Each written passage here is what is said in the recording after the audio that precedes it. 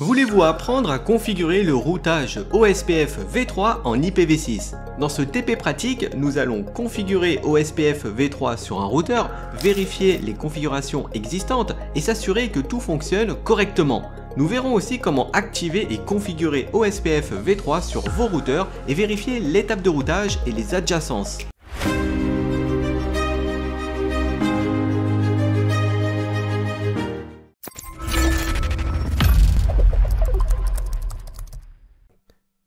Dans ce TP, nous allons configurer le routage OSPF en version 3 sur le routeur 2, c'est-à-dire l'OSPF qui permet l'utilisation d'adresses IPv6.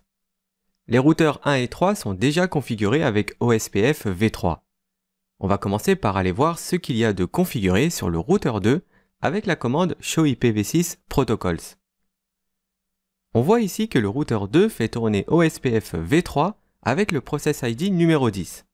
Et il a trois interfaces assignées à la zone 0. L'Ethernet 1.0, la 1.2 et la loopback 0. Allons voir maintenant côté du routeur 3 avec la même commande, un show IPv6 protocols. Ici, comme sur le routeur 2, le process ID est le numéro 10 et ces trois interfaces participent aux échanges OSPF. Et maintenant, si on lance le show IPv6 protocols sur le routeur 1, on voit qu'il n'a aucune configuration OSPF V3 pour ses adresses en IPv6. Et si on lui fait un show IP protocols, on remarque que seul l'OSPF pour l'IPv4 y est configuré. On va donc le faire en commençant par lui activer le routage IPv6 avec la commande IPv6 unicast routing. Cette commande est à faire en mode de configuration globale. Ensuite, on va créer le process ID numéro 10 pour l'OSPF de l'IPv6 avec la commande IPv6 routeur OSPF 10. Et on lui configure un routeur ID en 4x1. Le routeur ID de R2 est 4x2 et celui de R3 est 4x3. On reste donc dans la même logique.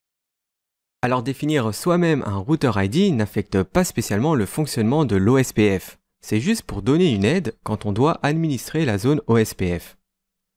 Ensuite, pour continuer, il ne nous reste plus qu'à taguer les interfaces qui participeront au routage OSPF de l'ID 10.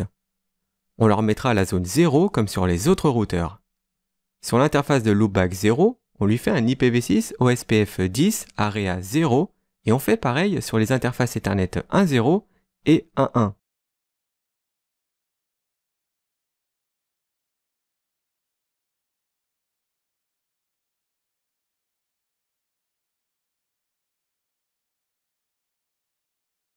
Dans la CLI, on voit apparaître la montée de l'adjacence avec ses voisins.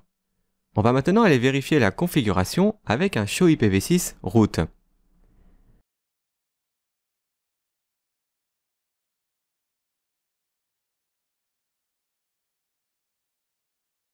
On y voit bien nos routes IPv6 en OSPF représentées par le sigle O.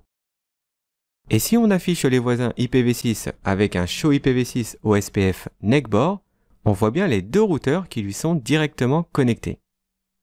La commande show IPv6 neckbor detail permet d'afficher beaucoup plus d'informations sur les voisins. On va terminer le TP avec la commande show IPv6 OSPF qui permet d'afficher pas mal d'informations sur le routage OSPF en IPv6.